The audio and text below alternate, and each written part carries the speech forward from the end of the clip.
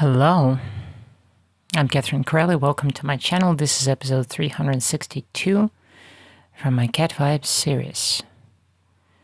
And of course, first things first, I want to invite you to subscribe to my channel here on YouTube and enable all notifications. Hit that bell notification. Today I'm painting my little tigric, the big orange cat, who is sitting in the sunlight. Actually, the name of this painting is Dean in the Sunlight. Dean is the big orange cat, and I keep calling him Tigric, from Russian tigrik,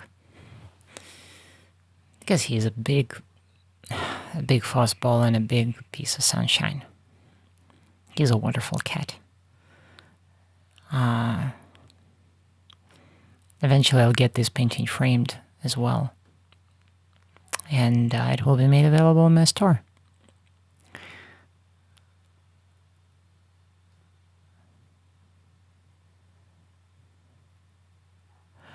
I gotta say that this one was a little bit challenging, in a sense, because I didn't quite define for myself where exactly was I going to stop. I wanted this painting to be pretty precise as far as Dean actually looking like himself in the painting. So I had to spend some time actually carving out his little face and figuring out exactly his proportions and what makes him look like him. I kind of think that it's not that much of a challenge with people, but with animals, because they have their own faces too, it's sometimes a little bit more difficult. And sometimes I think maybe I just see Dean in a certain way. So then when I'm painting him, I'm trying to depict exactly the way that I see him. And this is supposed to be Dean.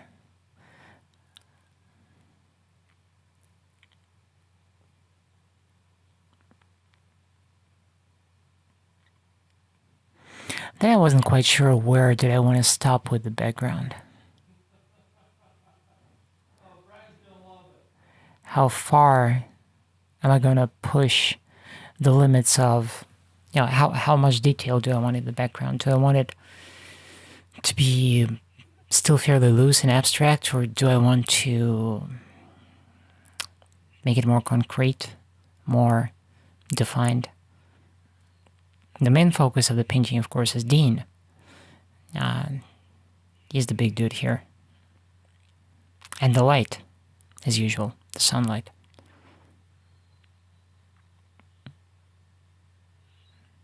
But the background, nonetheless, is pretty important, because what makes Dean shine in this particular scene is the sunlight and the way it interacts with his fur. Because he's an orange cat, he's a tigric. So he has a very radiant quality to him and to his fur, and just the way he is lit up by the sun, and the way everything around kind of sings too in the sun. So I wasn't quite sure how far am I willing to push the envelope. Even at this point, I wasn't quite sure. But then little by little, I think I kept moving on and expanded into the greens, as you can see.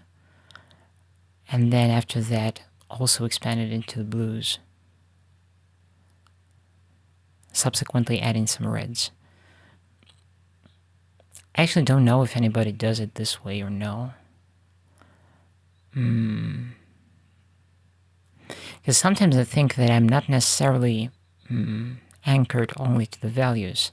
Sometimes I feel that I'm while I might be anchored to values in any painting, at the same time, I am rolling out different hues in a sequential order. So sometimes it's like mostly browns, then it's mostly blues, then it's mostly reds, then it's mostly yellows, then it's mostly shades, then it's mostly highlights, kind of like this. And sometimes I feel that I'm doing all the hues at the same time, but I think more often than seldom, I actually go for whole hues in the painting. And then I come in with another session, or I just pick up where I left off that same day, a little later, and I go in for a different hue. In this particular case, you see I've done Dean first, most of Dean. Then I expanded into the greens, then I expanded into the blues and green blues and violet blues and some darker tones, some darker browns. And now I'm expanding into warmer hues on one hand, but also the cooler hues of the sky and the light.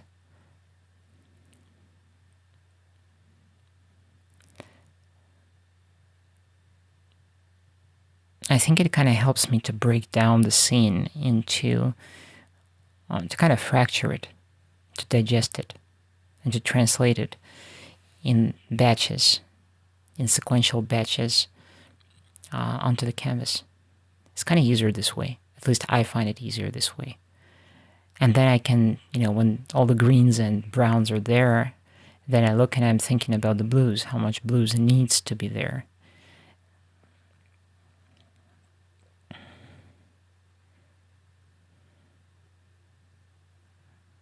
Some lighter yellow greens, some cooler light blues and whites. There's actually no pure white here at all. Actually, I gotta say that in this entire painting, virtually like in any of my paintings, there is no pure color. There is no pure yellows, for example, cadmium yellow. This is a mixture. This is cadmium yellow and I believe magenta, cadmium red, maybe a little bit of it. His fur is a blend of burnt sienna, but also is burnt sienna with a little bit of cadmium red, some cadmium yellow, some lemon yellow, and also some violet grayish undertones, which I think just makes it more realistic because it's not really pure. His fur is not pure burnt sienna, it's not pure gold. It's an ensemble of colors.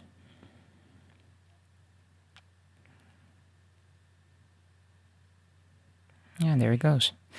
That's it. At this stage, I'm still having a little bit of a problem with his right eye.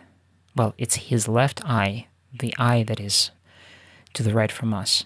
I think it's still a little bit problematic. Still needs a little bit of correction. But the fur is getting there. The fur is gradually getting there. But I'm deliberately using a wider, bright brush. You see how much detail appeared all of a sudden? Or should I say it's not really detail, it's the illusion of detail.